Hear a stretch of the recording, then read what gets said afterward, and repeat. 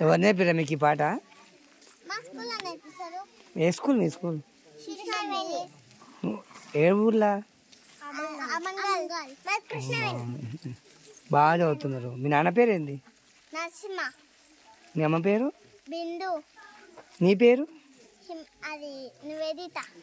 నీ పేరు?